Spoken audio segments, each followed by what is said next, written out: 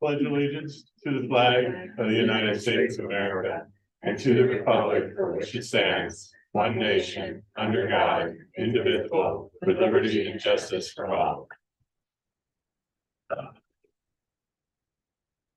All right, welcome everybody.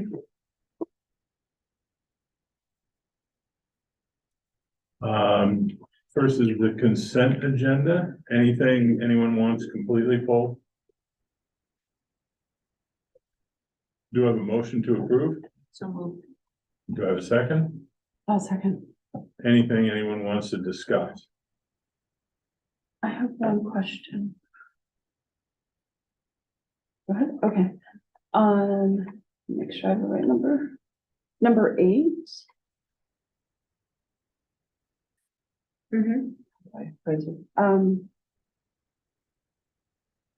Is this, obviously this is a new appointment, but can we discuss what happens to the previous appointment?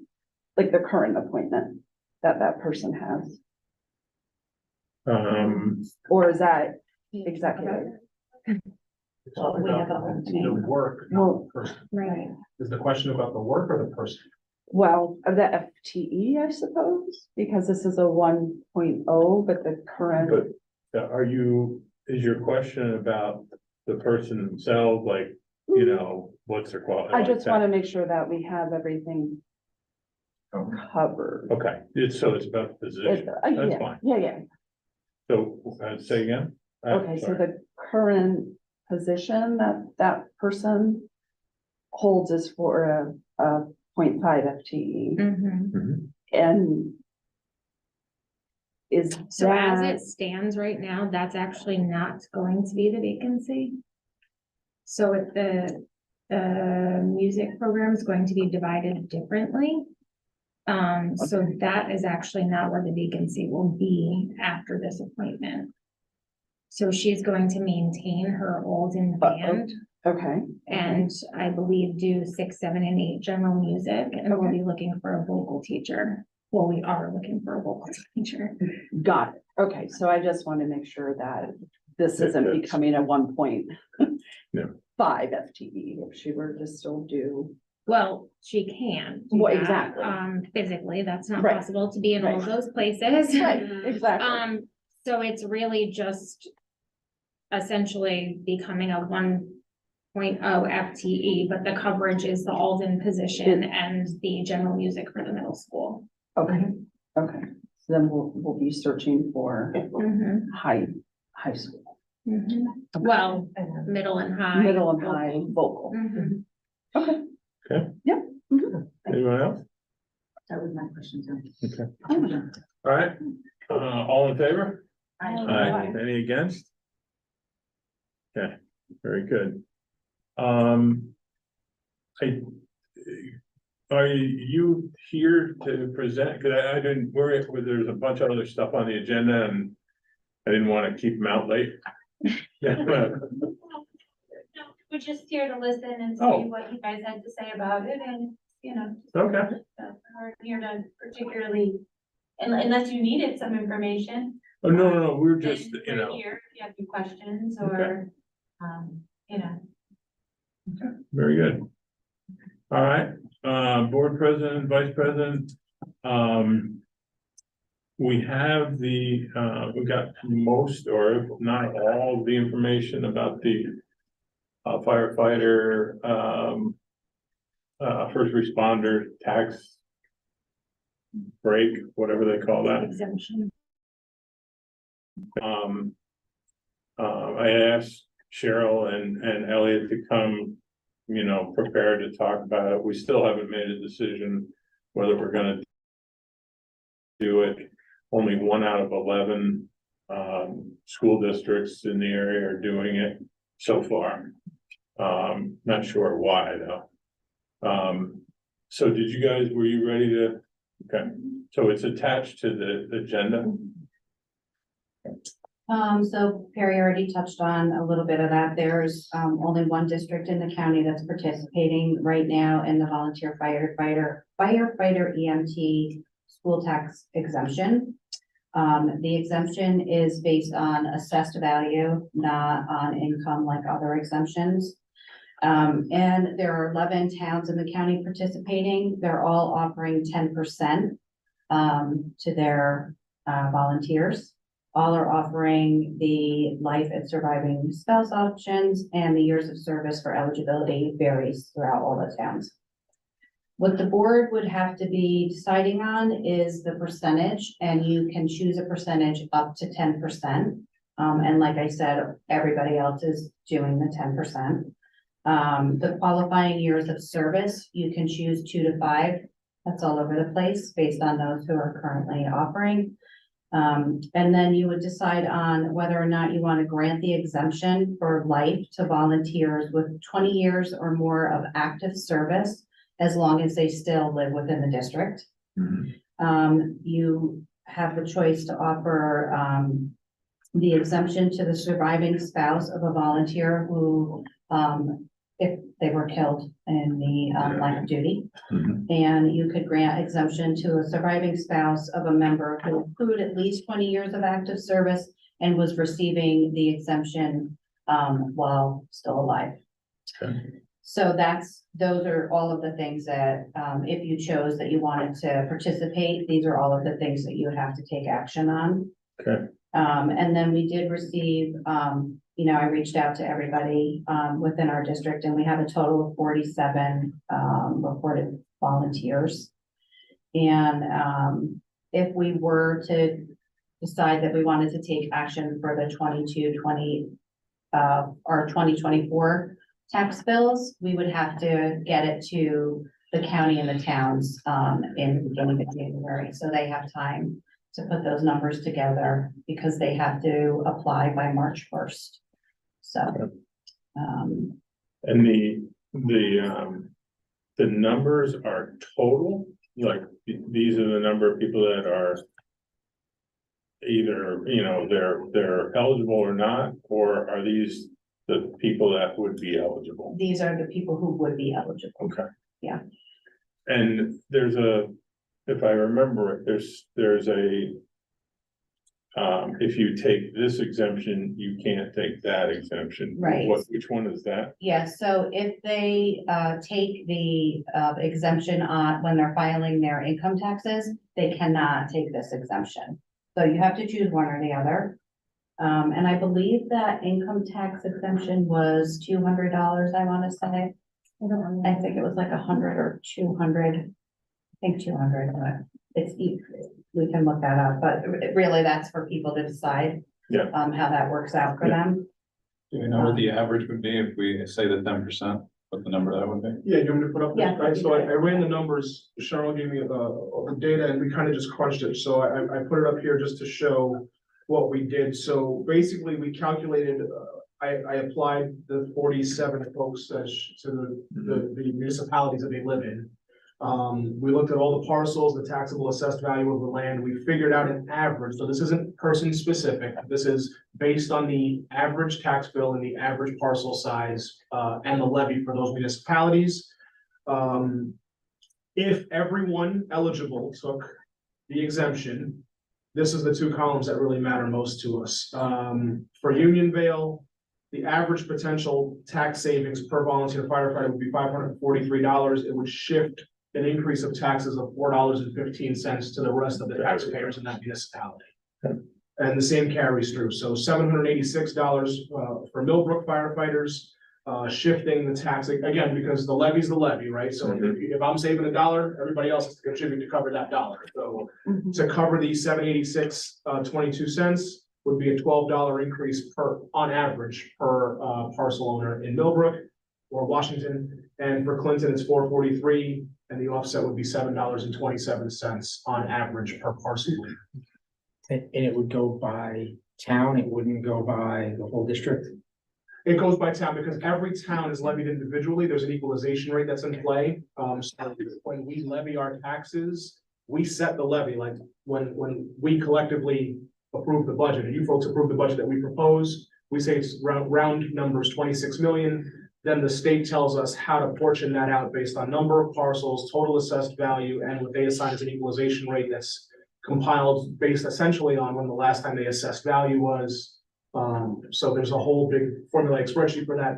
I just took the bottom line numbers and said, all right, if you have $10 million of the levy is on your town and you have 900 parcels, I divided 10 million by 900 just to get the average levy per parcel, and then figured out how this would balance out. So the average exemption, let's say for town of Washington or Millbrook, town of Washington, is 786. Right. So it's either take this 786 or was it 200 that was, Right, so I'm thinking for most people, this is a layup unless you don't own property. And then like if you're renting, you're getting the income tax break because you don't have property taxes. So And even if you did 5%, it would still be more than what they get. Yeah. Mhm. but we don't know that all those, what were the numbers, 35, I think you said? 35, 5, and 7. So we don't know if they all own property, if they all do own property. We don't, we, this is like your, I guess, most impactful case scenario. Yeah, I don't want to say worst, I don't think it's a bad thing, but this would be the most financially impactful scenario. So again, if less people take it, then the Yeah. 786 comes down and the $12 comes down. Essentially. okay, Right, the figures, and I'll speak both as a taxpayer and a life member and a current fire commissioner in East Clinton Fire District. And it applies to the other districts, Unionvale and the village of Millbrook in the town of Washington area. This is the most, like Elliot said, the figures here concern people that you may be two people, and in some cases, I know it's a fact, in East Clinton, we have two people that may qualify in the same household. And in the town of Washington, as well as village of Millbrook, there's probably renters. Yeah. So it's probably not that higher number that Elliot has, because he did just take the figures from the fire departments and the chief of departments were people that are qualified, period. Not whether they own property, whether they rent, or whether they're EMT or fire. They're both sides. And, you know, as a taxpayer, a school board district member, and a fire commissioner member, I would strongly recommend that we do something to help the people that have given so much back to the community. As everybody knows, there is a massive shortage of volunteers in the fire and volunteer ambulance field. Not only that, is also a massive shortage of people that are willing to do any community service. So being the fire service is considered essential by New York State. Unfortunately, the rescue squads are not considered essential by New York State, and not every department has them. But the qualified people in certain fire districts, as the numbers show, should be rewarded. They're not asking for this. The state came up with it. And I believe that this board should strongly consider giving this percentage back to these people that do such an important service to the community. thank you, Howard. So, we don't necessarily have to decide this tonight. We can't, we have to have a public Okay, then, what I would ask the board to do, is each member sort of put together your reasoning. Is it 8%? Is it 10%? Is it minimum of 5 years? Is it minimum of 2? The questions that are in that the board decides the following. And so if you go through sort of your reasoning for your numbers, and we can do this at, like the next executive session, figure out, I don't know if we can do it in executive session, no? All right. Then we'll go through it in public session at the next meeting. Assuming this is something I have to apply for every year, if we say yes to it, I mean, who keeps track of that if they stop becoming volunteer? For life, Chris, I would think Well, that's different. I Yeah, that understand one will be different. You know, I have to ask about that, Chris. I don't know. This is really new for everybody, Okay, so that's fine. I'm not sure. And when you looked at how many were eligible now for your numbers, what criteria did you use? 5 years of service? What did we ask? Did we ask for years of service when you got? No, numbers? I didn't. I, what, Okay. so, yeah. So, we had- so if we said 2 years of service or 5 years, the number might come down. You didn't already. Certainly, Maybe, if some of these yeah. folks just joined up in the last Yep. 2-3 years, that number could fluctuate. Right, Yeah. each district has picked what they consider to be active to fit the state law. The school district has the authority then to limit what that may be. Obviously, you would want to give to somebody who's long-term and not somebody who's just committed a year. You set the bar high and hopefully you retain these members in the fire service. So did I understand that this does not cover the rescue squad people? So it does, in the write-up, it doesn't say EMT in there, so I can find out more information Well, for. It will, Hearing it will deputy. cover EMT members of the organized volunteer fire squad because they are considered members of the fire department. So that's how that's how the law reads. So like in Millbrook, don't we have a, You have or a paid. higher, yeah, so Right. they would not qualify for it? The paid would not qualify because they're commercial. However, I don't know if Millbrook still has any volunteer ambulance That's what as a they have. backup. Yeah, I It thought we would did. cover them. In East Clinton, we have an active rescue squad. And it would cover them because every member of an EMT member is a member of the fire company. So do these numbers cover those? Yeah, it's everybody. So, It's everybody. yeah, everybody that I spoke to knew, Okay. you know, what I was. All right. All right, so, if there's between now and then, like I said, just think through it. They've got till March to apply, so, I'd rather, But did you say you need to give them information by January? Yeah, okay, So should we figure this out? Like For the next meeting. They have. to do Yeah. that, Yeah. I mean, but we need a public Hearing. hearing. And really what that is that we have to advertise the meeting Mhm. differently. Yeah. Okay. And then we have a But we- section of the meeting that will be the public hearing. You need it by when in January? so the beginning of January, you know, they didn't tie me down, but they were, you know, as soon as we can, so if we can have it by the latest, our first meeting in January, that would be Okay. fine. So what do we plan on that? We'll discuss it at the next meeting. In the January meeting, we'll make the resolutions for this and have the public hearing at that first meeting. Okay. Any other questions on this before we, move on? Okay. So there was that, just in case anybody's planning on going to the Dutchess County thing, School Board Association. Tomorrow night, it's probably Thursday night, it's in person and it's at 6 o'clock, not 7. I think the culinary students are putting on dinner for us. So if anybody's there, just don't show up at 7 o'clock, show up at 6. And they did ask because of the food that you RSVP specifically to Kelly Lappin. And she, just because I did, she would like you to respond yes or no. So even if you're not going, respond no.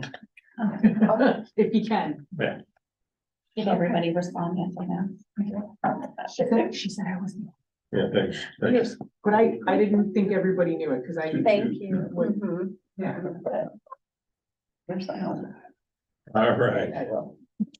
I think that's all I got. Caroline? Yeah, so good evening, everyone. We had a couple of trainings for our teachers and some informational assemblies for our students. Gregory Fredericks from PNW presented to high school students about the opportunities for spring enrollment in our virtual learning platform called OC21. So that is for the spring enrollment that our students who participated in the fall, and this is something that we look forward to continuing because it does give our students an option to participate in courses that we can't offer locally at Millbrook. The Old Vegas coaches for each building continue to meet and plan the anti-bullying curriculum for the anticipated fall 2024 rollout. So that's going well in the planning phase. The schools board and the school counselors are working with Major Clarity, which will replace our Naviance system. So this will basically become a one-stop shop for all college and career readiness, information, future academic planning, and also any of the work-based learning support if students participate in work-based learning programs. We have a special education consultant who will be coming back in this next coming week to work with our special education teachers, grades K through 12, focusing on some areas actually that the teachers have come up with themselves. So we had a training in the fall that was just general overview information about, you know, writing legally compliant IEPs and always trying to strengthen our practice. And the teachers actually said, we want more time with her.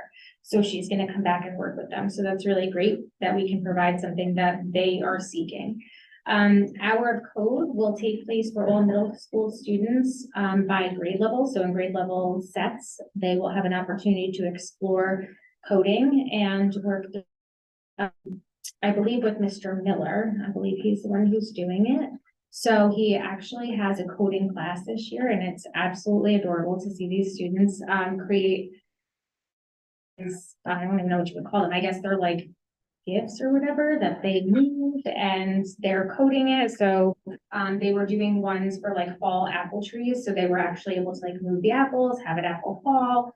So they've been working throughout the quarter on these projects. So it was really awesome to be able to see towards the end of the quarter how far they had come in their coding journey.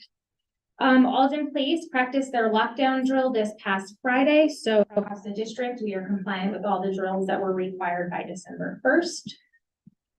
We have a new policy that will be reviewed by the policy committee. It is a new required by law policy on the prevention of workplace violence, and also a training progression that we will have to provide here going forward. So the policy committee met last week. We went over some of the policies from the distant past that were not included in our new iterations of policies. Basically, we did a review to decide whether or not we needed to update them or if they actually could be retired at this point because they're covered by other policies that we've updated more recently.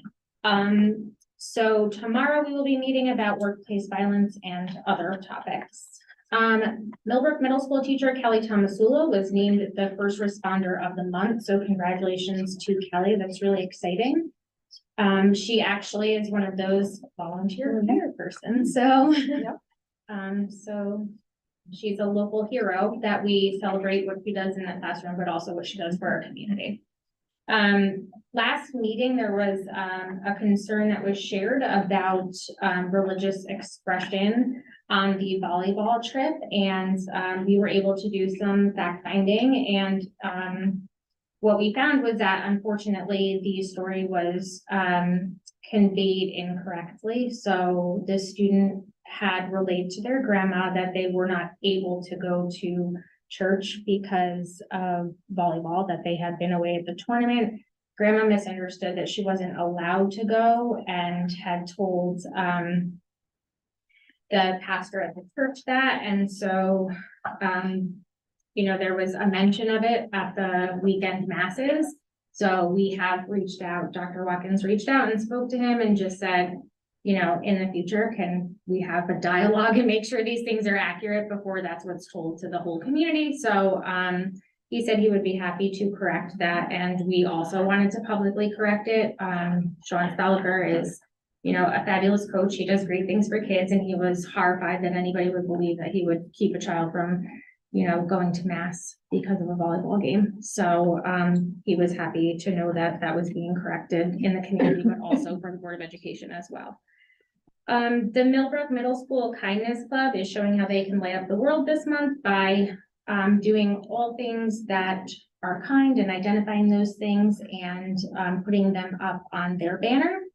We also have the Millbrook Middle School, the Millbrook staff, the entire school district staff is working to support families in need for the winter holidays, and the Interact Club is also working with that effort as well. Both Elm and the middle school are collecting toys and goods that can be used for gifts. So we thank anyone in advance who's able to donate any of those items.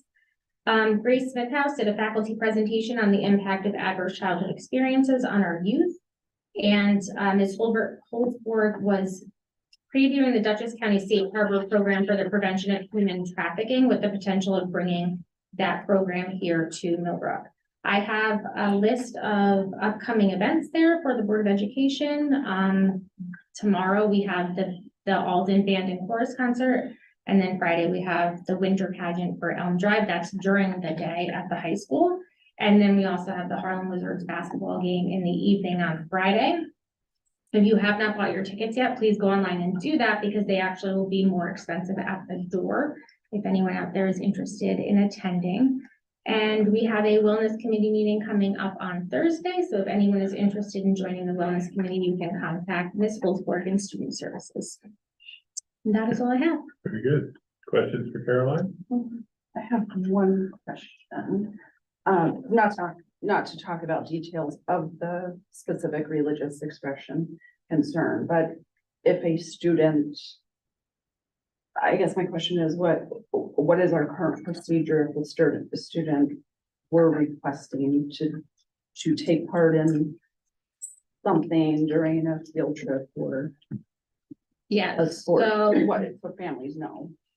yeah, so I mean, I think we have to be realistic in that there has to be supervision, right? Yep. We are responsible for them at that time, so we cannot allow them to just go off on their own.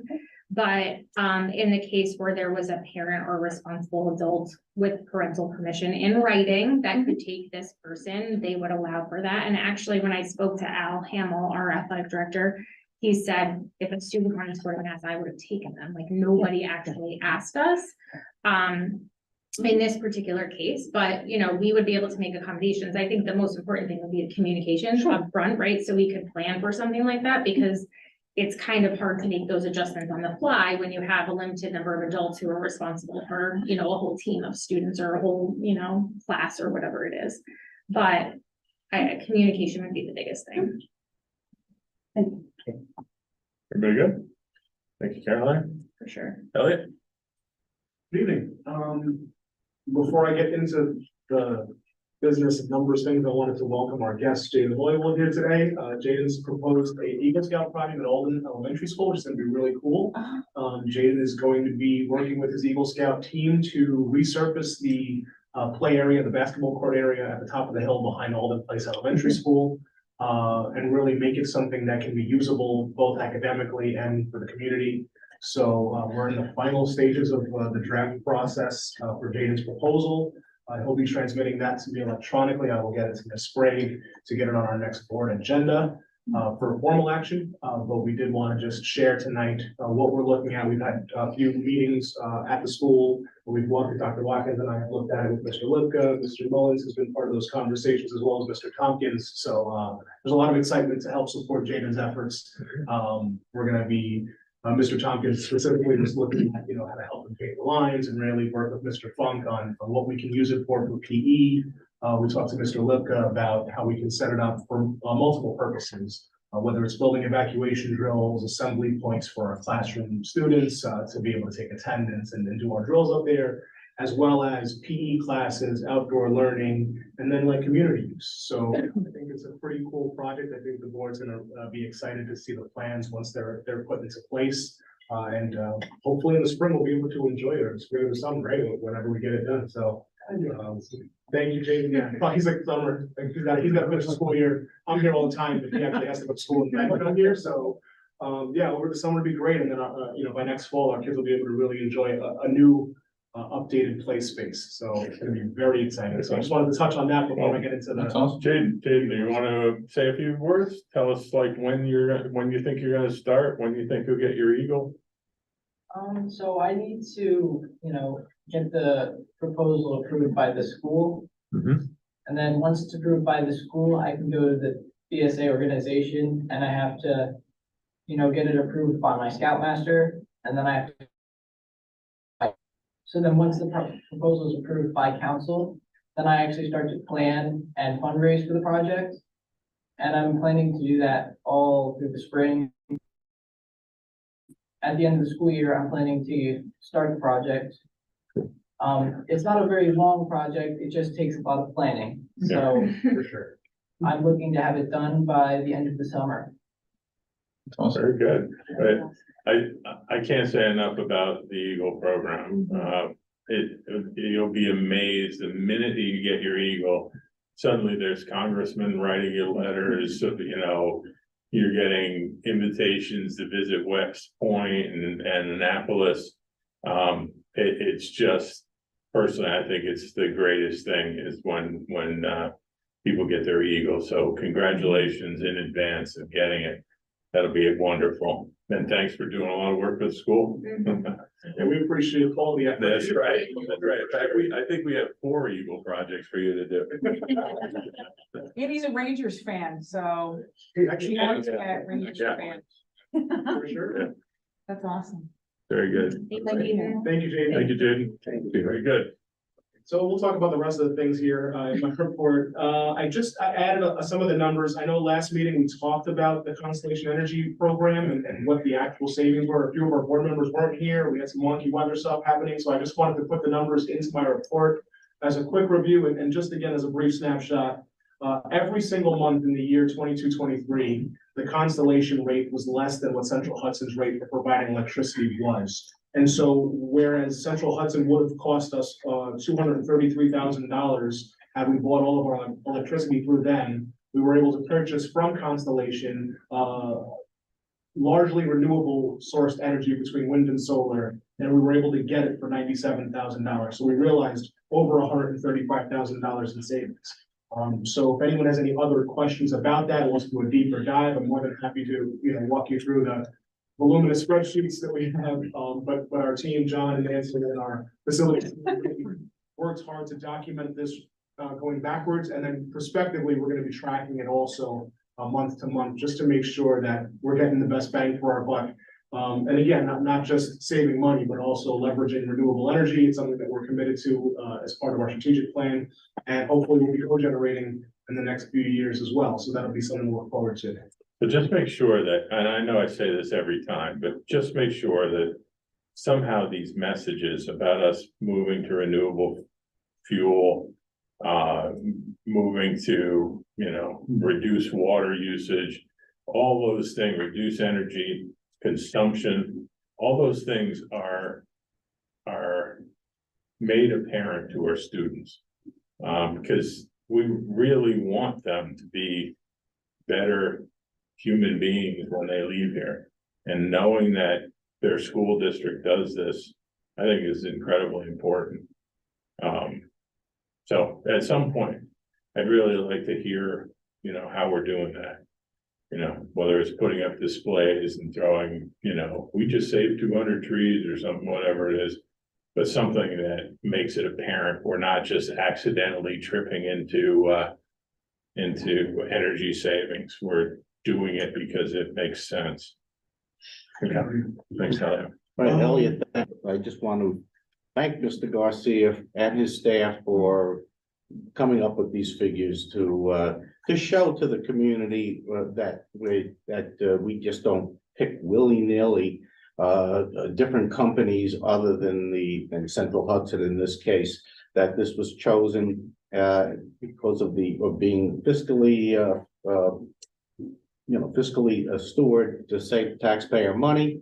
And like Elliot did say, to get the biggest bang for the buck, but to do that is to constantly do that for everything. And I just want to publicly thank your staff as well as yourself. Thank you, Mike. And on that note, our general fund budget planning has already begun. Ashley, our treasurer, is hard at work on our rollover baseline budget plans. So we're going to be reaching out to our administrators and setting up those meetings as soon as we get back from our recess. We're doing all the legwork now in December so that come January, we can get that ball rolling. It's happening faster than you think. On a personnel note, I just wanted to highlight some of the openings. We have the secondary music vocal position posted already. After school tutoring in a number of our buildings are still posted, I believe, up right now.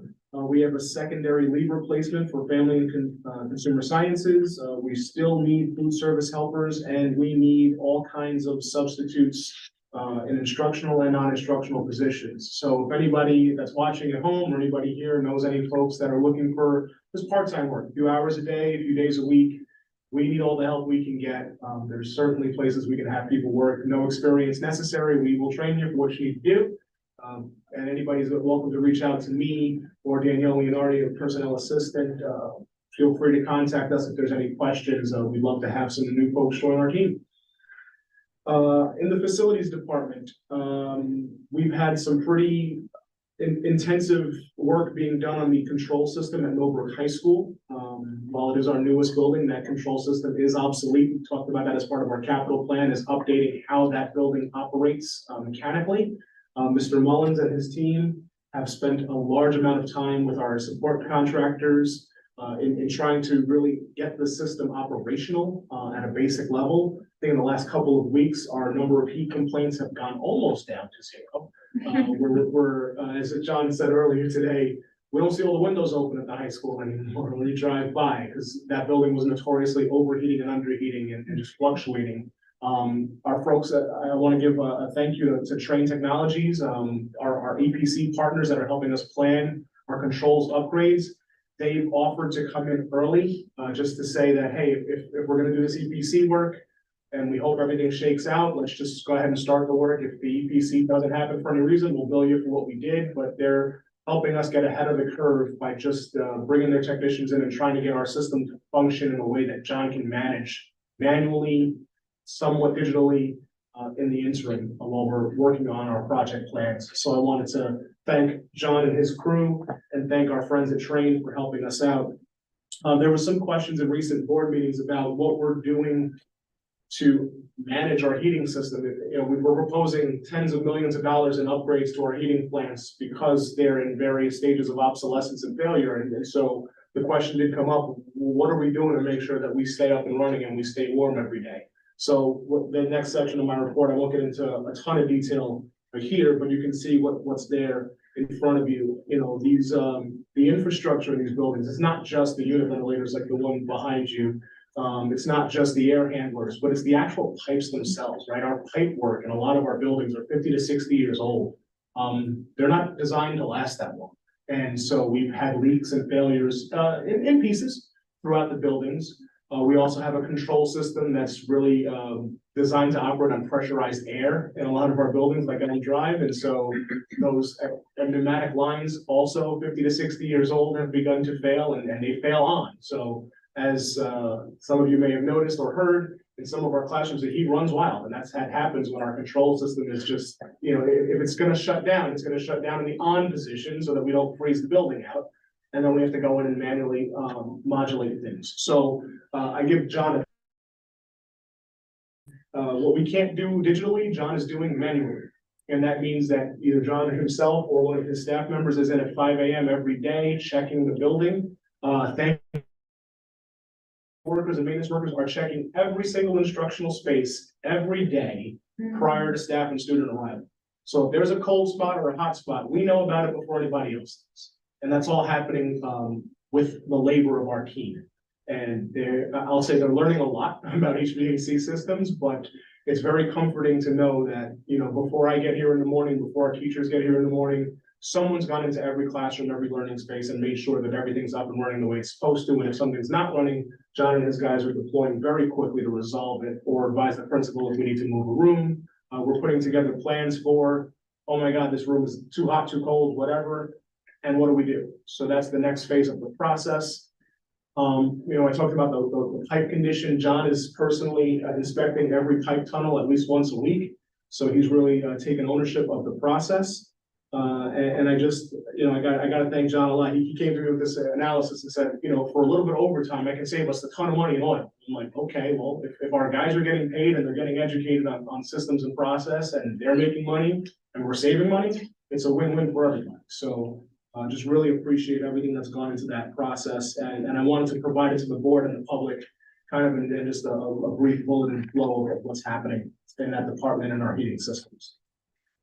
From the technology department, we are roughly 95% of our Synergy users, that's our student information system, just about 95% of our folks, almost everybody, is now on the multi-factor authentication plan. So they're using our Duo tokens or mobile apps to log in. It's just another step we're taking to lock down all of our personally identifiable information for our students, for our staff. Sean Shock in our tech department really drove this himself.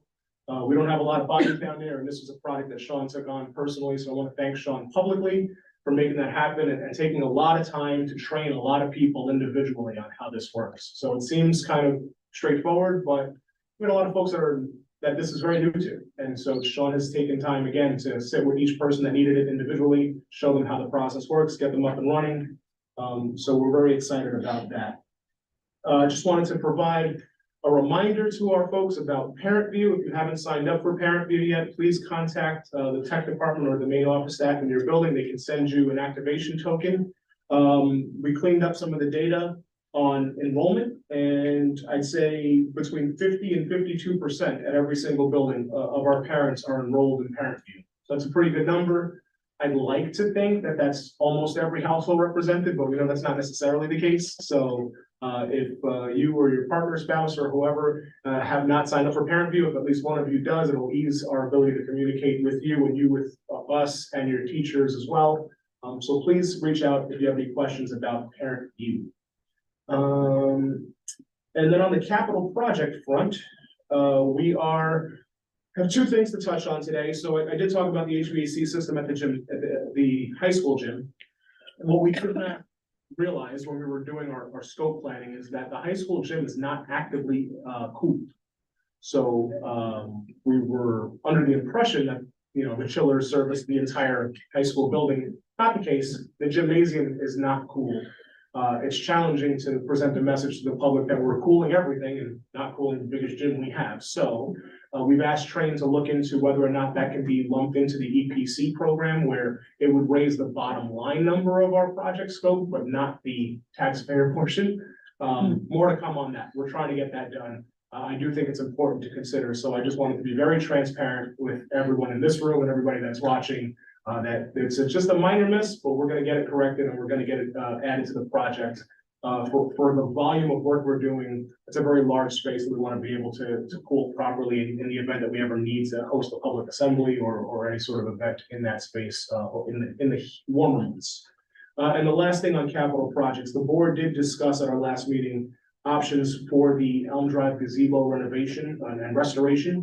There was a lot of public support to help our little gazebo get in better shape and become usable again. And so wanted to bring forth a recommendation to the board that we would, if the board, and it seems like the board wanted to figure out the most straightforward way to address the gazebo. And again, just as a reminder, there were three questions that were brought up by the Friends of the Gazebo organization. Can they buy it from us? Can they phase the restoration, or would we propose it as part of our capital plan? The divestiture of real property is challenging, as is phasing a project that's not wholly funded as part of a bigger project. And so really the best option for us to entertain would be option 3. And with the board's agreement, I'd like to have our design professionals take the $75,000 allocation or estimation for the Elm Drive gazebo restoration and include that in what we would call Proposition 3 in the May 21st referendum vote. So that's all I have for you. Any questions? So we don't need a motion on this, but we just need a straw poll to make sure that everybody's okay, right? Yes, sir.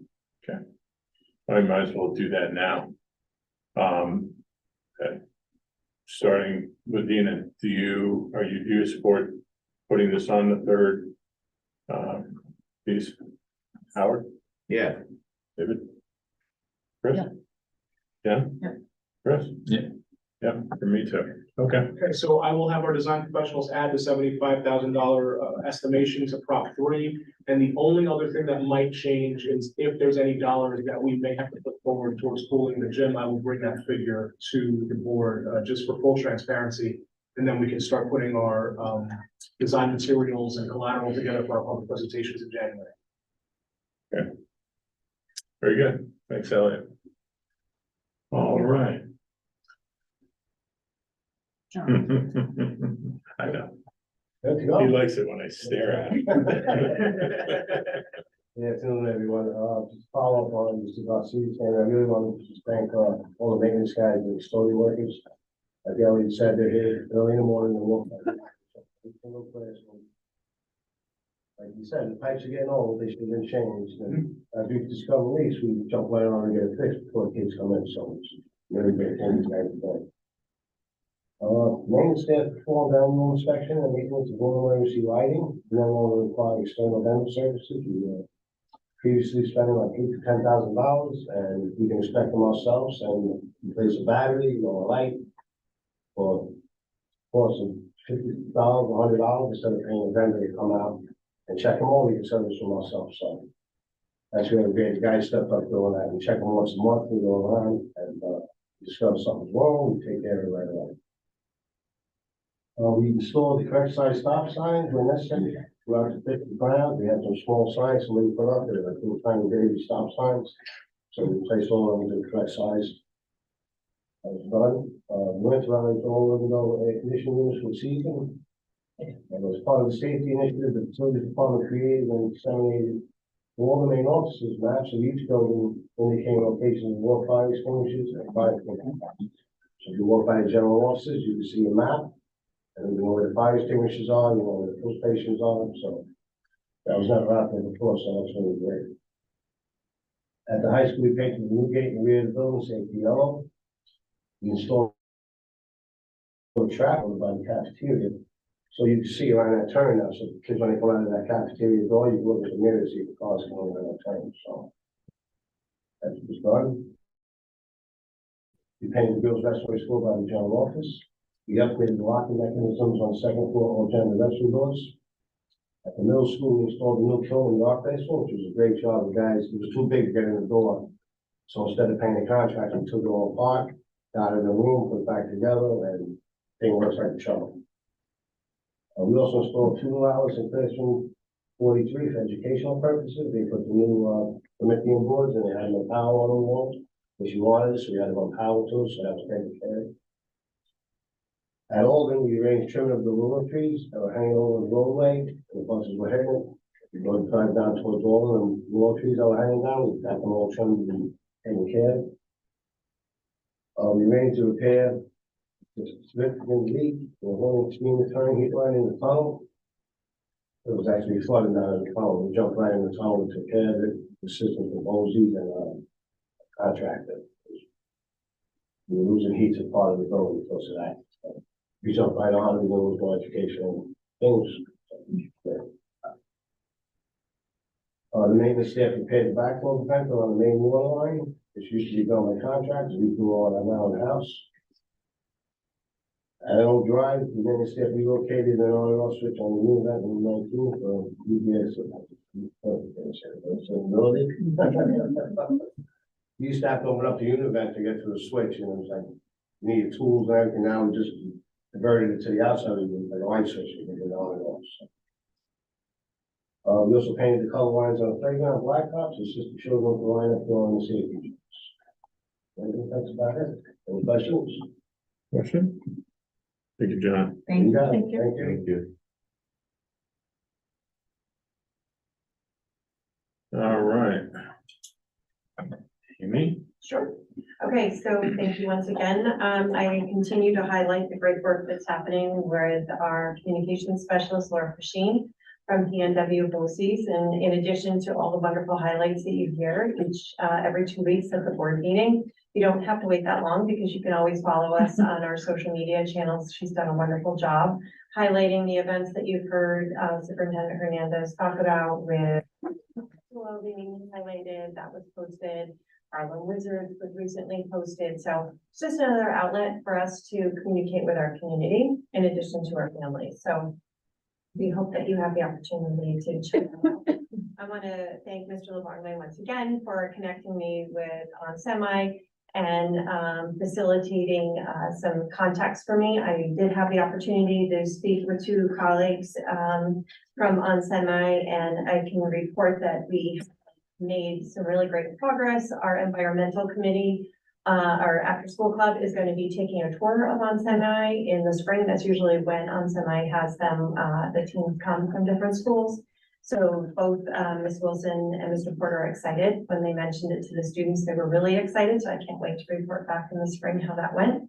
In addition, we have them on our list to join our college and career and trade fair in the spring. So Mr. Chanowski, it has their information, is going to reach out once he selects the date for that. So they would be invited to that.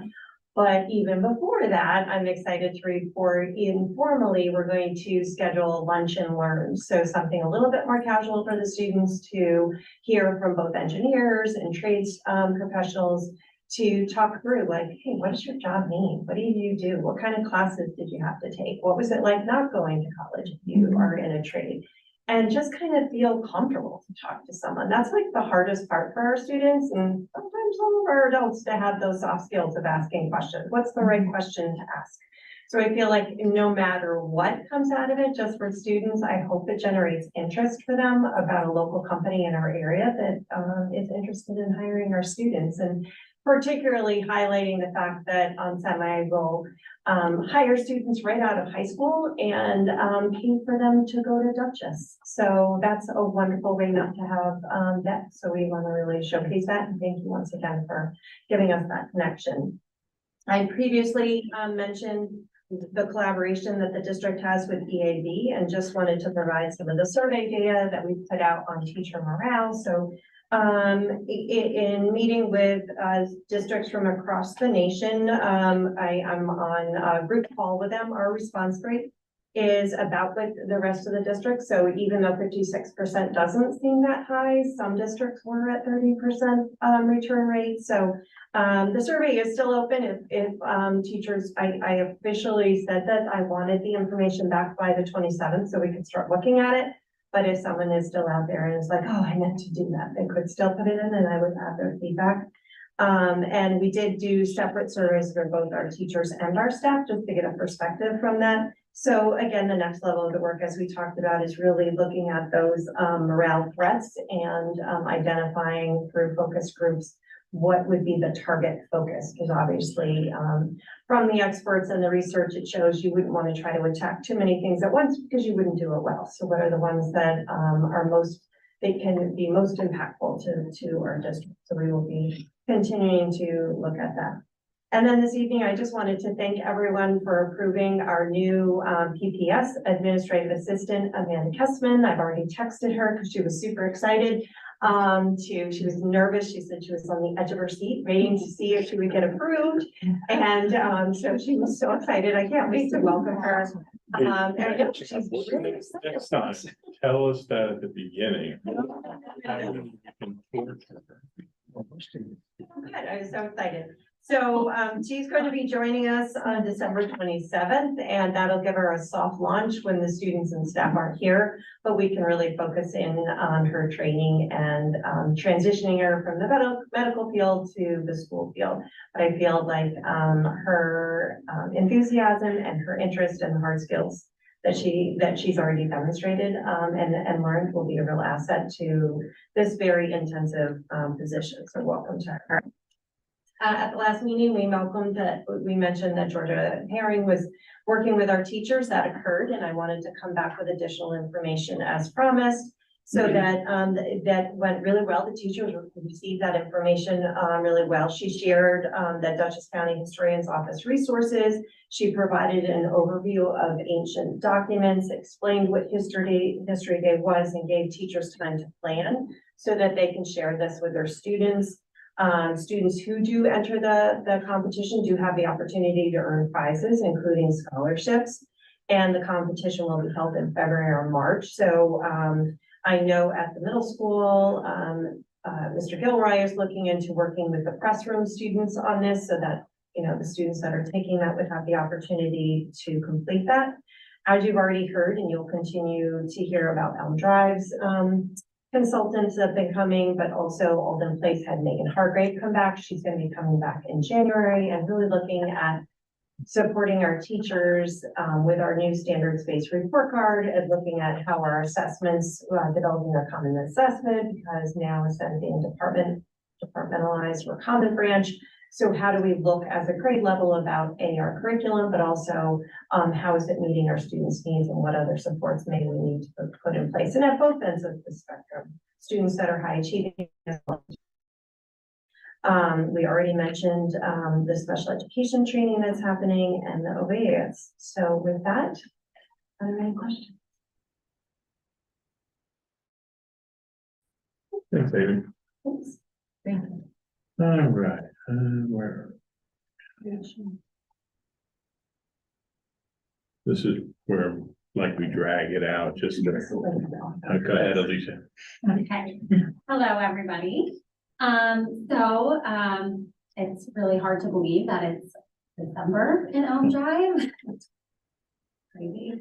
But I'm very proud of the students and the teachers. We've had a lot of teacher curriculum work. As Dr. Watkins stated, what I really love about the coaches that have been coming in, I'm working really closely with them before they come in so that the requests and the feedback that the teachers have, they're sharing with me what they want. And we're really tailoring the instruction, the curriculum work that they're doing. So even if we have a coach come in, what it looks like for kindergarten might look very different than second grade. And those coaches have been so flexible, and the teachers have really taken everything that they're given and all of the new learning and immediately dive into trying to apply that. They're just really go-getters. We have the teachers reviewing a lot of the student data during team time, to really guide our win cycles for what the kids need. And we continue to look at that data during team time to find students who may need some more supports or challenges. And so we will have them go through our MTSS system. Our MTSS system in Synergy has been great. We're really kind of getting into the groove of it, slowly but surely. As we're creating these plans, we're seeing how well the program is able to assist us in really giving us graphics and determining what supports are working for students and what aren't. So that's really wonderful because it helps support our students, not just academically, but behaviorally. As far as our conduct and safety, we have some great safety things going on in the building. Kudos to my safety team at Elm. We had a really productive meeting in November. And from that meeting, our facilities and maintenance and teachers got right into making some of the really great suggested feedback that we got. So as Mr. Mullins was talking about, we noticed that when students were evacuating for any emergency evacuation drill, there would just be a little bit of congestion up on the back blacktop. So someone suggested making colored lines per grade level. So it's really great. You know, I can't remember which grades are designated which colors, but you know, beautiful red, orange, yellow, green, blue. And it's nice because at the last evacuation drill that we had, I could see from my standpoint, everyone is like very organized on the line. So I can see where teachers can see their students better. So they're more quickly to hold up their green card to tell me that everyone is there. So it just makes everything just come together in a more cohesive way.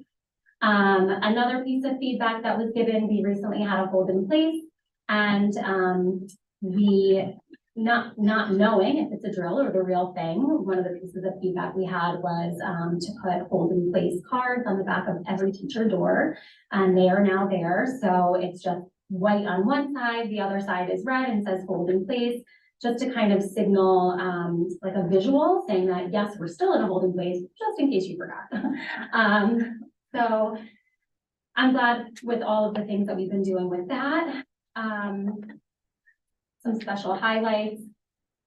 Seems like parent-teacher conferences were a while ago, but they were just a couple of weeks, and they were really wonderful. It was great to have so many parents in the buildings, getting them signed up for the parent view.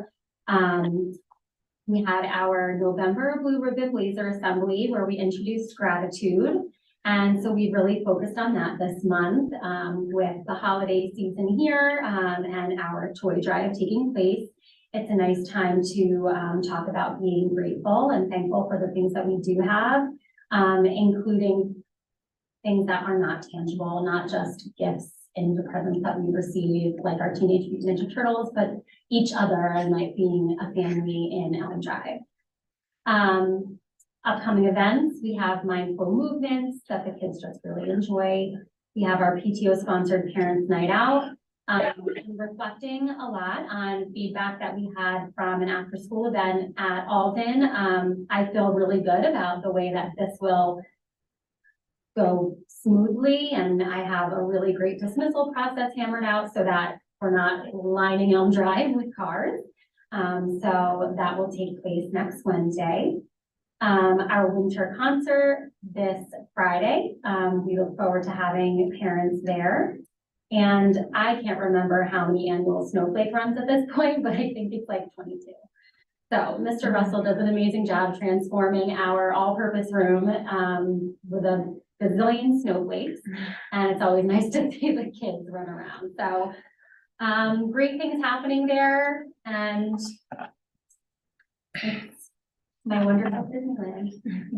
Good. Questions? Comments? Nothing? Thank you. Jenny. No. All right. Future agenda items, you have access to that file now. Do we have any questions, comments? Nothing? Okay, it was cool to see, I wasn't sure that, there was still an Eagle program in Millbrook. I thought I heard the kids were going to like Pleasant Valley, but it's good, that's great to see. With that, do I have a motion to go to executive session? So moved. Do I have a second? Second. Before we vote on it, just want to remind everybody, when we go to executive session, it doesn't necessarily mean the meeting is over. If we have to take action on something that comes up in executive session, we have to do it back in public session. So you may see the agenda change under Part G. With that, all in favor? Aye. Any against? Okay.